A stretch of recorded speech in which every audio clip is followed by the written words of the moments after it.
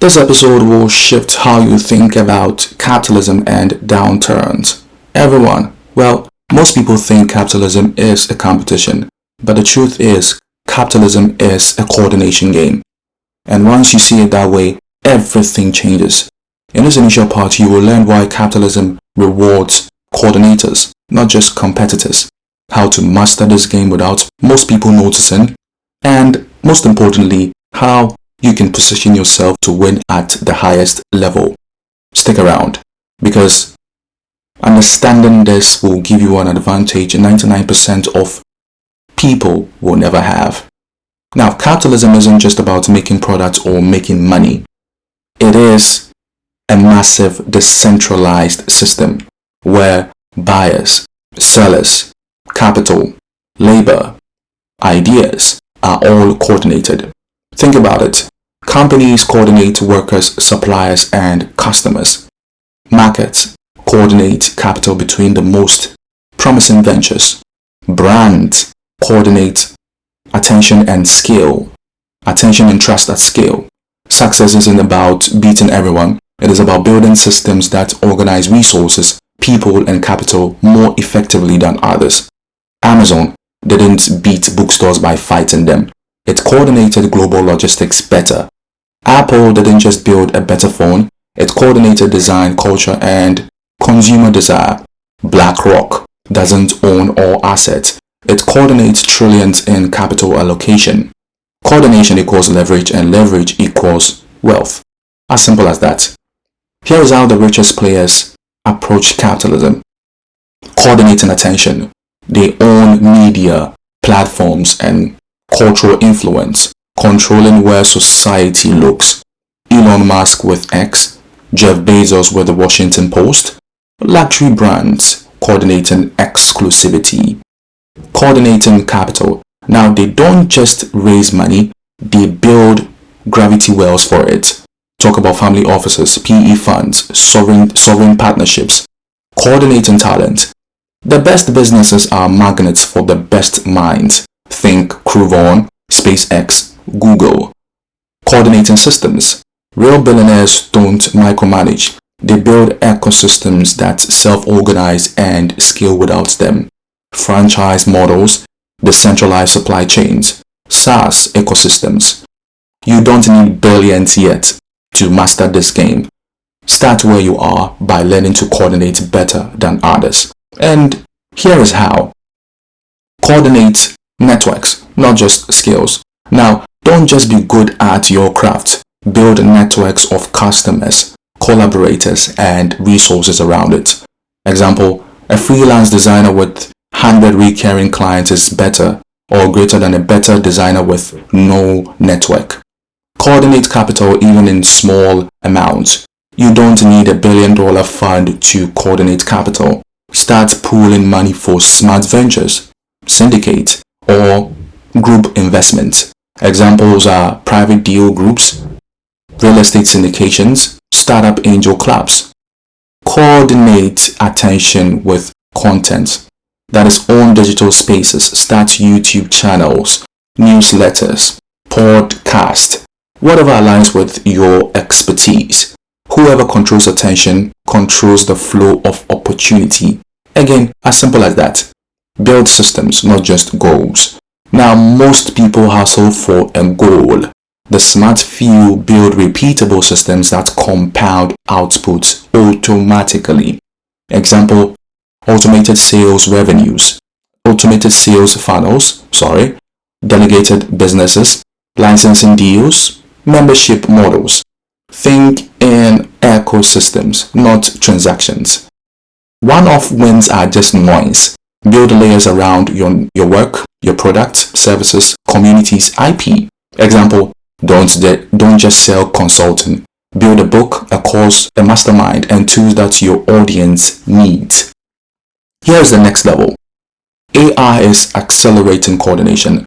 The players who leverage AI to coordinate faster, smarter, and wider will dominate. AI for logistics, investment research, customer personalization, talent matching. All of these. Tomorrow's billionaires aren't just coders or builders. They are the grandmasters of coordination using both human and machine capabilities. Coordination plus AI leverage equals insane power.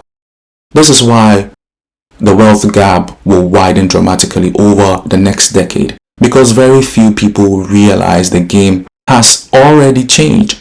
Now, why the wealthy love downturns and how to prepare for the next one. Again, most people fear downturns. The wealthy, well, they prepare for them. They love them. Why? Because recessions are wealth transfers, not just economic events. In this latter part, you will learn why downturns are opportunity engines for the rich, how they position themselves long before crashes, and what you can start doing right now to prepare for and profit from the next economic downturn. Stay with me again, because the next big shakeup is not a matter of if, but when. Capitalism, you see, is cyclical by design. There are booms and busts. That is not failure, that is the rhythm of the system. Recessions clear out the inefficiencies. They wipe out excess. They create valuation resets. But while the average person cuts spending, loses their jobs, and panics, the wealthy, well, they prepare to buy, acquire, and build at massive discounts. Here is why they love downturns. Assets become cheaper. Stocks, real estate, businesses all go on sale. Less competition. Others are afraid, distracted, or over-leveraged. Capital flows towards confidence. When you have dry powder, you call the shots. In short, downturns are harvest seasons for the well-prepared. Let's break it down. Here's exactly how the top 1%, or especially the 0.01%, gets ready before the crash happens. They keep liquidity on standby. They always have cash or liquid assets ready to deploy. While others max out credit, they raise capital quietly. They sell at highs or refinance assets before the storm. Cash is not trash in the downturn, it is power. They study cycles and anticipate signals. They don't react emotionally to headlines. They understand market cycles, credit cycles, and even geopolitical patterns. They track interest rate, debt bubbles, and yield curves. They study history, 2000 and 2020 and beyond. They build access to deals long before the downturn. They position themselves to see and fund the best distressed deals. Real estate foreclosures, venture capital secondaries, private credit at high yields. They don't wait for the news to tell them it is time. They are already at the table when the panic starts. They control productive assets. Even in downturns, people still use energy, eat food, pay rent, need logistics. The wealthy love cash-flowing businesses and critical infrastructure, not just speculative assets. They go into recessions with things that pay them no matter what. Let's talk about you.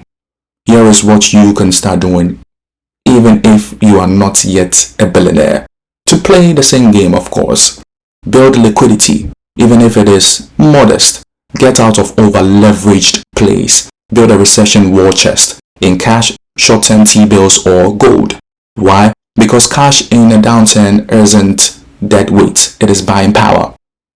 Focus on income-producing assets. Now is the time to buy cash flow, not hype. Look for rental properties in stable areas, dividend stocks in essential industries, online businesses with real revenue. Recessions hurt speculation, but they reward stability and yield. Position for asymmetric upside.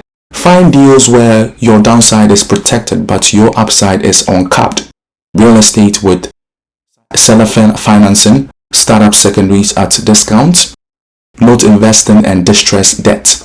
This is where generational wealth gets minted. Develop skills that monetize volatility. In downturns, setting skills become gold. Capital raising, operational turnarounds, investor relations, data-driven decision making. The better you are at solving real problems in chaos, the more valuable get more mentorship or access to smart capital circles. Downturns are about relationships. Deals don't always go public. They pass privately within trusted networks. Find your way into these networks now, before the game begins. Every downturn looks different, but the pattern is always the same. Complacency rises, overvaluation peaks, leverage cracks, panic hits, assets fall, the patient and prepared buy in. You can't time the exact moment, but you can position yourself like the wealthy before it happens. If you do this right, the next downturn won't be a threat. It will be your moment. Let me leave you with this. Capitalism isn't about winning battles. It is about building systems that organize reality better than anyone else. If you can coordinate people, money, attention, systems, and data, you win. Quietly, exponentially, and permanently. Recessions don't make people poor, they expose who was already vulnerable, and they reward those who prepared for the reset. You don't need a fortune to start, but you need a strategy, a network, and the right mindset. If this video shifted how you think, if you want more videos like this on investing power and wealth building strategies, hit subscribe, share this with a friend, and leave a comment below. Do you now see capitalism and downturns differently?